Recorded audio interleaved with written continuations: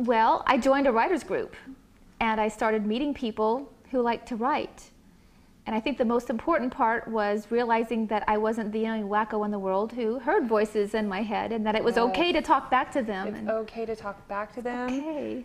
Finding other writers is so important, especially when you're starting. I don't know how you do it otherwise. These solitary authors who never talk to other people, I don't know. It's harder.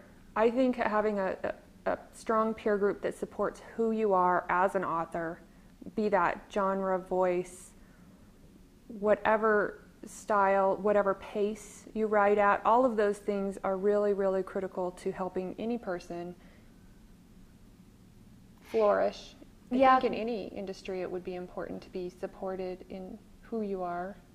And I don't think genre plays a role really, because there are writers across the board. Not everyone in our RWA group writes romance. There are children's, there's suspense, there's everything.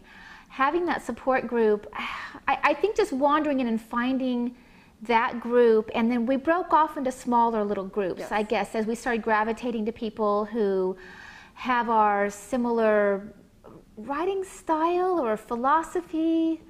I think a lot of it is personality. People that, if you're a slower writer, will help give you more confidence. If you're an overconfident or anxious writer, will help slow you down.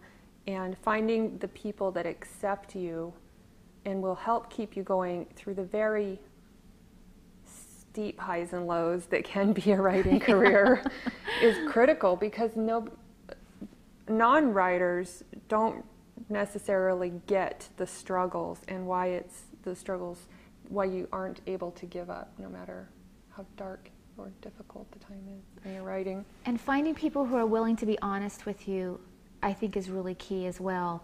Yeah. If you want to join a writer's group just to be told that your writing is fabulous, won't help. You're not going to get any help. Mm-hmm. You might as well just self-publish and bypass the whole groups thing.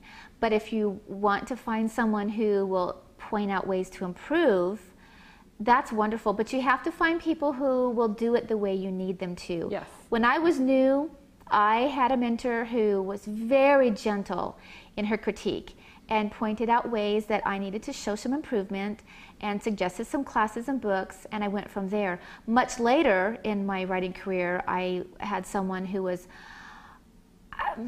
I guess brutal isn't quite the right word. She very blank. Yeah, tactless, blunt. And if I had gotten that level of critique early in my career, I would have given up on the dream of publishing, and I would have just gone back to being a closet writer. I think at even an advanced level of your career, I experienced that even recently, where delivered in a way that just doesn't fit your personality can really derail you, even after you've made years and years of progress. I think that if you don't have a strong support network in place to balance those needs that we all have as writers, whether it's your editing needs or your coaching needs or your marketing needs, whatever there is, you form this family of fellow authors that you can go to and ask, what do I do now? What do I do now? And it goes back to finding I have an accomplishment, or I people. have a really difficult obstacle. Yes. Yeah, and so you have to surround yourself with people who will build you up in their suggestions for improvement, rather than, this is stupid, this is boring, or whatever, because you're right, it would have derailed me early, but it still knocked me off course a little bit. I thought, that's not what I need. I need someone to say, this could be improved, not, this is boring.